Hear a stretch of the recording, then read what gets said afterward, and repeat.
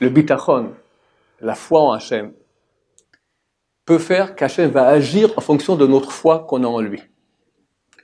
Tu as des problèmes. Chacun a des problèmes dans la vie. Maintenant, si je veux me débrouiller tout seul, et je sais qu'Hachem est là et peut m'aider, mais je veux régler le problème tout seul, Dieu me dit, ok, débrouille-toi. Je t'aide peut-être un peu. Mais si maintenant, c'est marqué dans le Télim, prends ta charge et jette-la vers Hachem. Tu as un problème, c'est pas ton problème, c'est son problème à lui. Quelque part, on dit comme ça, tu sautes dans les bras d'Hachem, tu sautes comme ça, tu te fais, il doit te rattraper, sinon tu vas te fracasser par terre. Alors Hachem, il tend ses bras pour t'attraper. Il faut attention, il ne faut pas se leurrer. Il y en a qui croient qu'ils ont du bitachon, et n'en ont pas. Ils croient qu'ils ont de la foi en Hachem, et ils n'en ont pas. Et ils tombent. Je vais raconter une histoire ailleurs à ce propos-là, après je vais raconter une autre histoire où quelqu'un a eu beaucoup de bitachon et ça a marché. Le Rabbi Yitzhak Levi de Berditchev, un des grands de la Chassidut, était malade, très malade. Et ses élèves étaient dans la chambre attenante, et lui était au lit, et tout d'un coup les élèves entendent un grand boum comme ça. Ils rentrent dans la chambre du Rav et ils le voient par terre, tomber par terre. Ils ne comprennent pas, ils le lèvent tout ça, et le pauvre il chancelle comme ça, hop, ils le remettent au lit. Donc ça c'était le matin. Le soir, il les appelle, il s'assoit, et il se lève, je suis guéri. Et était très très loin d'être guéri, il était vraiment très très malade. Alors, qu'est-ce qui s'est passé? Ce matin, tu es tombé, et là, il écoutait. Je me suis dit, ce matin, quand on a du bitachon en Hachem, alors Hachem est guéri. Donc, j'ai foi en Hachem qui va me guérir. Je me suis levé, et je suis tombé. Alors, je suis reparti au lit, on m'avait remis au lit, et je me suis dit, si je suis tombé, c'est que je n'ai pas encore assez de foi en Hachem. Et je travaille tout l'après-midi. C'est Dieu qui gère tout. Tout vient de lui. S'il veut, en une seconde, il peut tout régler. On a vu des trucs, on a fait un IRM, il y a des tumeurs, des machins, tout ça, ici en Israël on est habitué, hein. Il y a des gens qui ils vont en IRM, ils voient une tumeur, après ils vont au Taïk Bracha, ils prennent un rabbin, je ne reconnais plus aujourd'hui, il y en avait encore un comme ça, le rabbin Kanevski, ou peut-être Rabbi David aussi, il y avait le rabbin Ismaël Bachol, etc., d'autres, ils disaient un mot, ils revenaient, plus rien. Ils ne comprenaient pas, je veux dire, on ne comprend pas, c'est pas la même personne. Je connais des gens encore, je connais un rabbin ici, il devait faire une opération, il avait un truc dans le poumon, il y a la radio, il va faire l'opération, plus rien.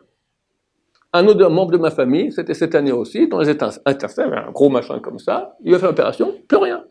Et le médecin, même pas décontenancé, il est habitué. C'est bon, en Israël, c'est des trucs qui sont assez courants. Donc Hachem, de lui dépend tout. Je travaille tout l'après-midi, et voilà, le soir, j'étais guéri, je me suis levé, et voilà, terminé. Donc c'est pas du premier coup, faut pas croire que, et puis nous ne sommes pas Rabbi Yitzhak Levi de Berditchev, mais des fois quand quelqu'un il a vraiment une foi en Hachem, ça marche. L'histoire que je vous racontais est la suivante. Il y avait un Baal Tshuva, c'est le café Tshuva, et le pauvre, on l'a attrapé pour les erreurs du passé, 15 ans de prison.